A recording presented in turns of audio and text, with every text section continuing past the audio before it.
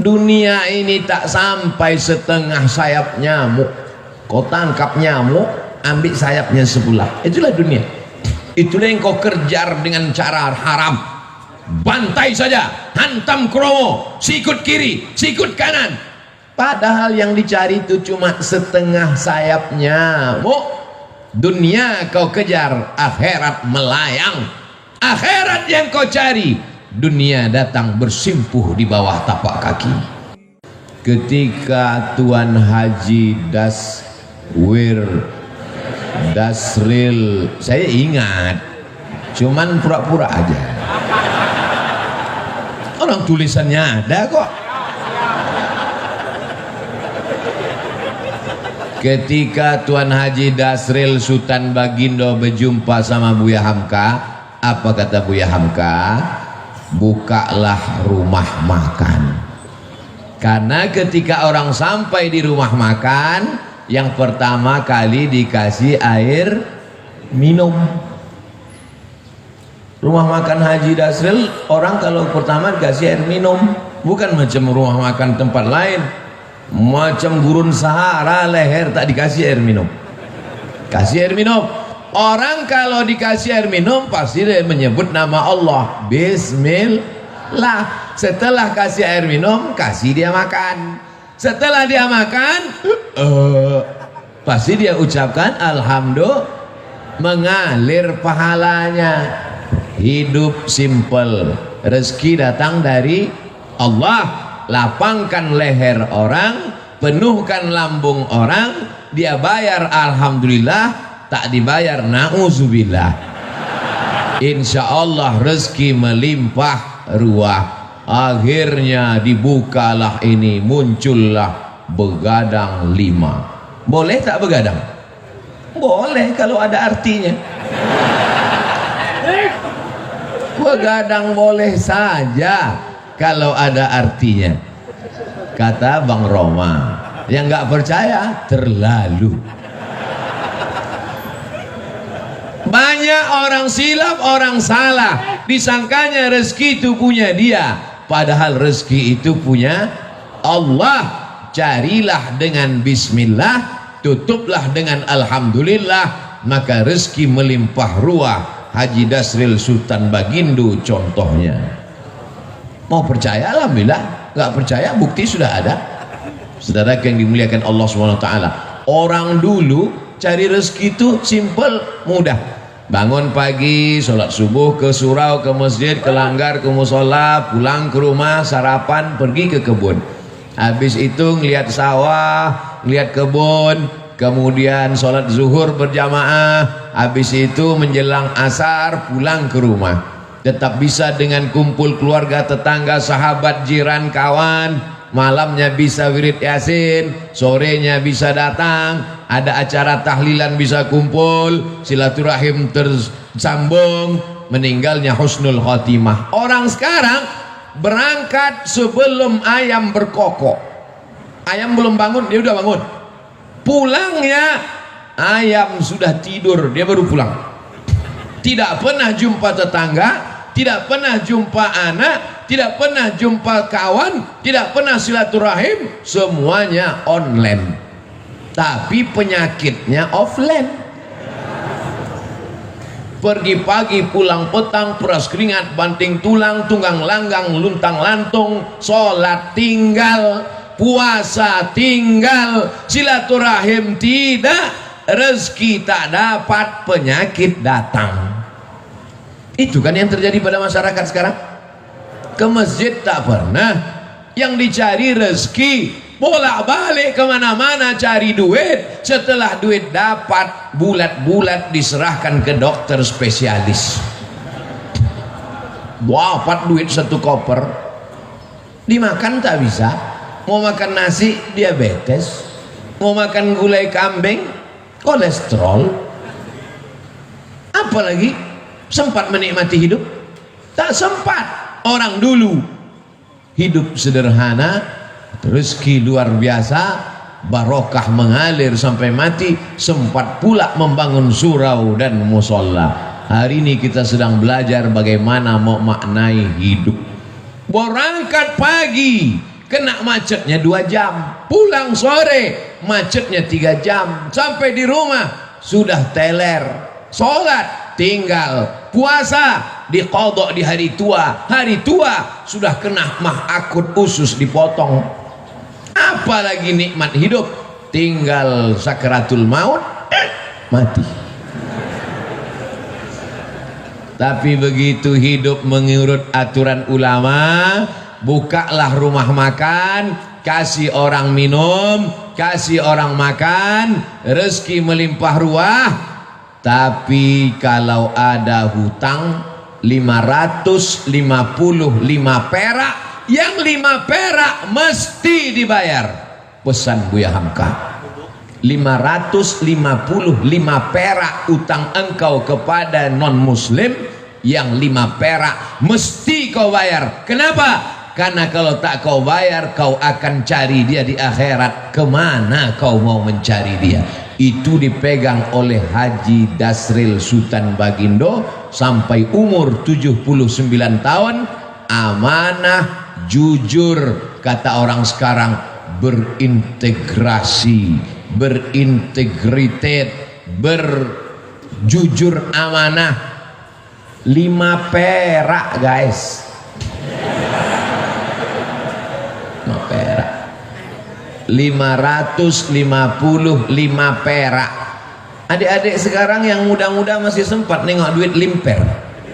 Nggak pernah. Yang senyum berarti udah tua.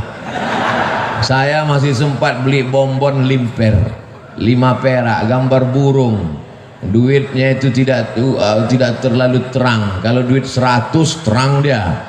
Duit 5 perak, 5 perak kata Buya Hamka, kalau kau curang, maka nanti kau akan membawa kecurangan itu pada hari kiamat. Itu dipegang Haji Dasril sampai hari ini. Ustadz kok tahu? Saya kan sebelum ceramah saya cari bahan duluan. Saya ngobrol-ngobrol tuh maka saya kalau ketemu sama orang, banyak orang kalau ngobrol sama saya, Ustadz ternyata kalau di luar mimbar Ustadz pendiam ya. Ngapain saya ngobrol? Saya ngomongnya di pas ceramah aja. Pas nggak ceramah masa saya ceramah juga? Kalau ada orang ngomong saya dengar. Oh, perjalanan hidup yang luar biasa. Oleh sebab itu maka buah dari yang kita lihat sekarang ini adalah buah dari kejujuran. 5 perak mesti kau balikkan.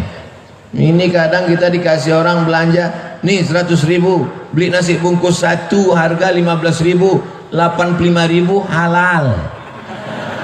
Tak dibalikkan, balikkan. Ingat pesan Buya Hamka ke Haji Dasril, 5 perak. Kenapa tak kau balikkan 5 perak?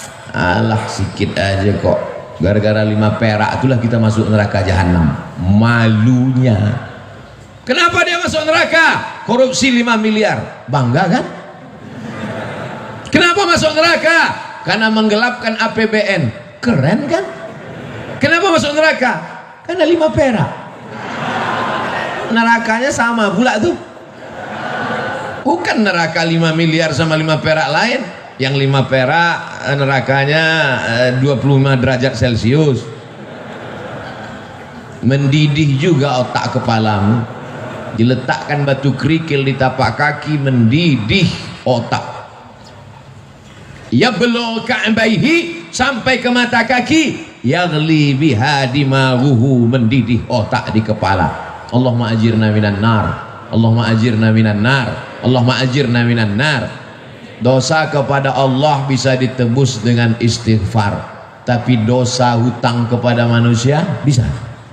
Gak bisa. Pergi kau ke Makkah nanti setelah habis Covid, menangis di pintu Ka'bah, maafkan ya Allah, 5 perak. Habis tisu setengah kotak, bisa lunas yang 5 perak. Maka aku sampaikan pada jamaah, bayarlah hutang pada tempatnya. Ustaz nyindir nih? Enggak, saya cuma ngasih tahu supaya jangan sampai kita mati su'ul khatimah. Orang yang doanya tidak dikabulkan Allah, tak diterima Allah, Mengapa doanya tak dikabulkan Allah? Mat'amuhu haram, makan haram. Masrabuhu haram, minumannya haram. Malbasuhu haram, pakaiannya haram. Kenapa? Gara-gara memakan duit orang. Ajarkan anak-anak kita jujur, ajarkan anak-anak kita berkarakter, jangan sampai dia makan. Kenapa? Apa masalah? Orang itu kesilau di luar. Itu tak masuk surga kan? Tembakan ke orang itu jendela.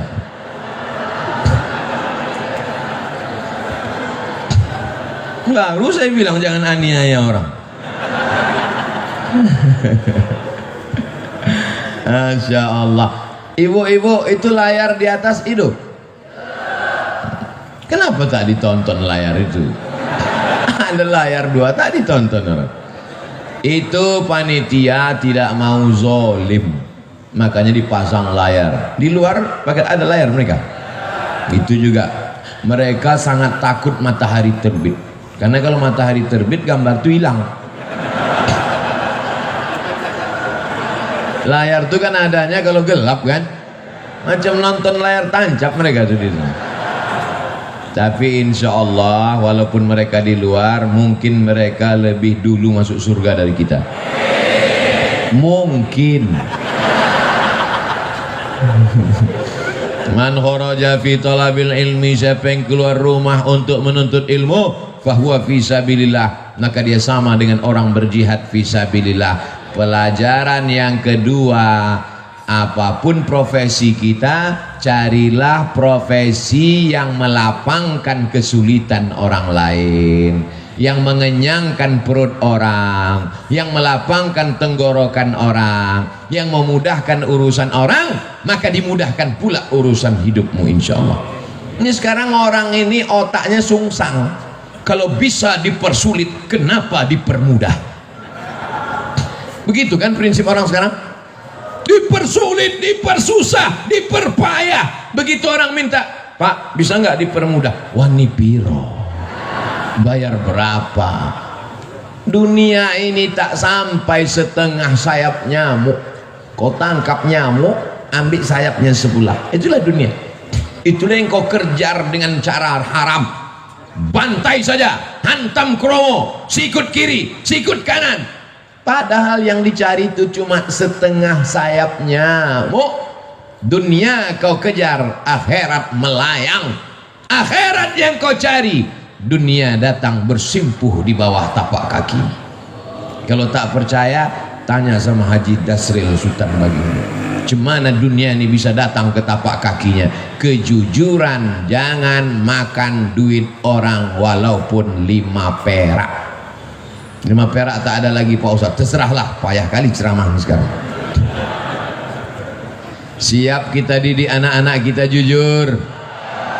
Saya dulu kalau pulang bawa mobil-mobilan main-main, ditanya, dapat di mana tadi? Di jalan mak. Punya siapa? Tak tahu entah punya siapa. Balikkan di mana tempat kau dapat tadi. Kalau tak balik, jangan pulang ke rumah. Mobil-mobilan kecil tuh menangislah, membalikkan di tepi jalan. Bukan nangis karena jauhnya, sayang ini mobil bagus kan, letakkan balik. Kalau tak kau balikkan, nanti mobil ini di akhirat akan sebesar mobil asli, kau akan pikul di hadapan Allah Subhanahu wa ta'ala. Cuman saya waktu itu kan anak kecil nggak paham. Kalau paham saya tanya, mana hadisnya, mana dalilnya. Setelah kuliah ke Mesir, belajar hadis, belajar ayat Quran, ternyata ayatnya ada. Wa may yaghlul ya'ti bima ghalla yaumal qiyamah.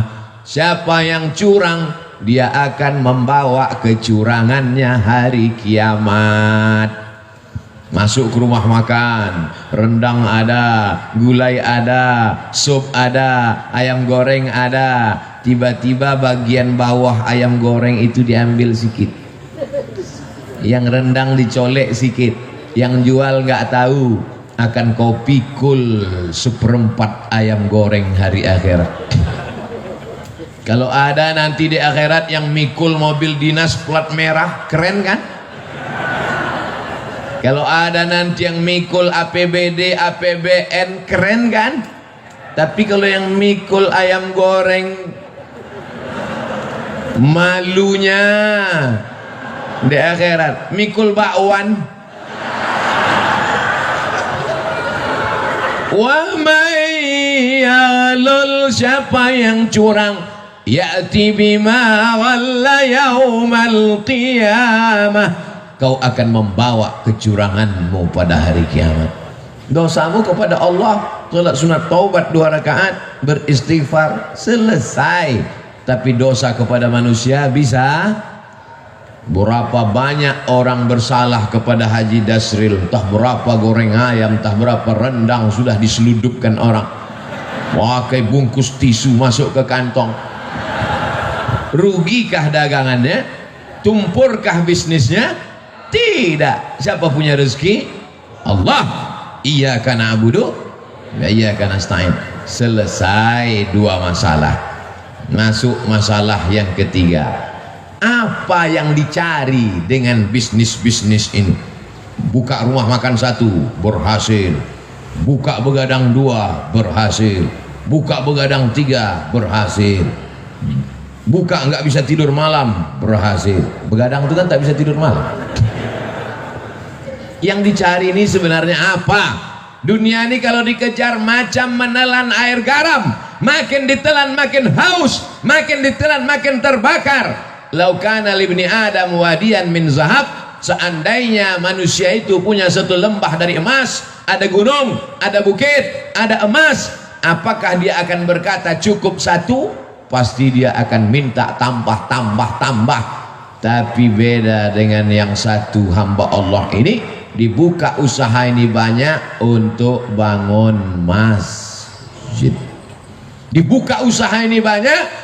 Ustadz Abdul Somad ini ada tanah 2,5 hektar, sudah dibangun kelasnya lebih 30, sudah dibangun kantornya, musola masjidnya 60-70% siap. Ambillah Ustadz Somad. Ustadz Somad takut. Nanti kalau Ustadz Somad ambil ini, berarti mesti tinggal di sini, harus buka cabang di sini. Haji, saya kemari dalam setahun cuma 3 kali saja. Karena saya ada tim 14 dari Sabang sampai Papua, Brunei Darussalam, Sarawak, Malaysia, dan dunia ini semuanya. Sebenarnya saya mau ngasih tahu ini bukan Ustadz kaleng-kaleng, itu aja. Jadi saya sudah bagi 14 tim ini, berarti saya gilir setiap 4 bulan sekali saya datang ke Medan, 4 bulan sekali, ke Kepulauan Riau 4 bulan sekali, ke Sulawesi Makassar 4 bulan sekali. Setahun berarti 3 kali. Begitu juga ke Lampung. Nanti kalau ku terima ini haji yang 2 hektar ini, ku bilang aku ambil, tiba-tiba aku tidak datang, kalian sumpah mati tegak aku nanti. Buat saja namaku di situ penasehat. Supaya apa? Supaya jangan dibilang orang siapa itu? Itu Ustadz Somad yang penipu itu. Sudah diambilnya 2,5 hektar sama kelas-kelasnya, sudah diwakafkan untuk dia, tiba-tiba tak datang dia, disuruhnya pula orang lain datang. Jangan masukkan saya ke yayasan. Yayasan itu ada 5, ada pembina, ada pengawas, ada ketua, ada sekretaris, ada bendahara. Jangan masuk saya ke dalam struktural. Penasehat Profesor Dr. Abdul Somad LC MA PhD Datuk Sri Ulama Setia Negara Kai Jaga Mangku Dilaga. Panjang situ. Nanti kalau aku datang kemari setiap 4 bulan, kumpulkan guru-guru ini, kumpulkan orang yayasan ini, baru kita nasihati mereka. Bagaimana supaya anak-anak ini hafal Quran, bagaimana supaya wali murid ini masukkan anaknya, bagaimana supaya anak muda ini selamat dari narkoba, selamat dari zina. maka kita nanti berkawan di dunia, bertetangga kita di surga insyaallah haji. Karena kalau sampai ku ambil 2 hektar ini harganya 1 meter berjuta bermiliar, datang jahat otakku nanti, datang khianatku nanti. Aku ingin jangan sampai kita rusak hubungan gara-gara harta dan materi. Buatlah yayasan, masukkan dia dalam wakaf. Karena kalau sudah dibuat yayasan, la yuhabu, tak bisa dihibahkan ke orang lain, wala yurasu, tak bisa diwariskan, wala yuba'u, tak bisa dijual belikan, kekal abadi sampai hari kiamat, mengalir pahalanya ke makam kita haji. Nanti anak-anak itu akan baca Quran haji, anak-anak itu malam nanti akan tahajud di masjid itu, pagi-pagi mereka akan belajar, maka pahalanya mengalir ke makam kita haji. Itulah yang mau kita cari di dunia ini. Lapang makamku, terang kuburku, lapang pula makammu. Adapun makam jamaah ini kita belum tahu. Kalau makam kami dah selesai, makam jamaah uruslah masing-masing. Masa kami juga yang ngurus makam? Jadi banyak orang sekarang yang dipersiapkannya rumah menjelang pensiun. Alhamdulillah Pak Ustadz, saya pensiun 2 bulan lagi, tapi 100 pintu kos-kosan sudah siap. Mohon Ustadz nanti tanda tangan prasastinya ya. Padahal niatnya dalam hati mau manas-manasi saya aja. Disangkanya saya tergoda. Wih, saya tidak tergoda dengan itu, karena belum tentu kita sampai pensiun malaikat maut datang.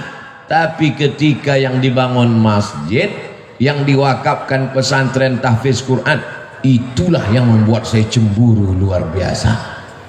La hasada illa fisnataini, tak boleh cemburu hasad kecuali pada 2 perkara. Yang pertama, rajulun atahullahu malan, ada orang yang dikasih Allah harta, dipakainya harta itu pagi, siang dan malam untuk menolong agama Allah. Itulah yang mesti kita cemburu. Adapun orang yang jadi pejabat tinggi paling lama 2 periode, itu pun kalau tak datang KPK. Adapun orang kaya karena mengejar dunia, tak perlu kita cemburu, karena rumahnya tinggal, mobilnya tinggal. Tapi kalau orang bangun masjid, masjidnya tinggal, pahalanya mengalir.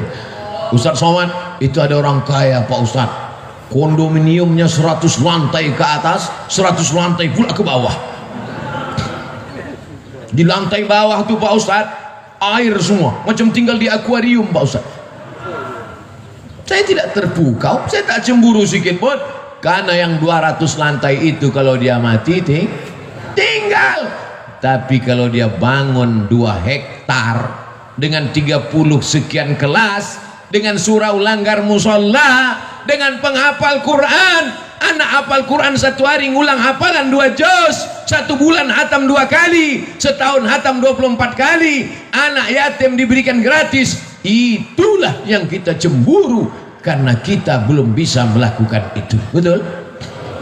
Tapi Abdul Somad dimuliakan, dibuat penasehat Abdul Somad, selesai, dapat saya amal jariahnya.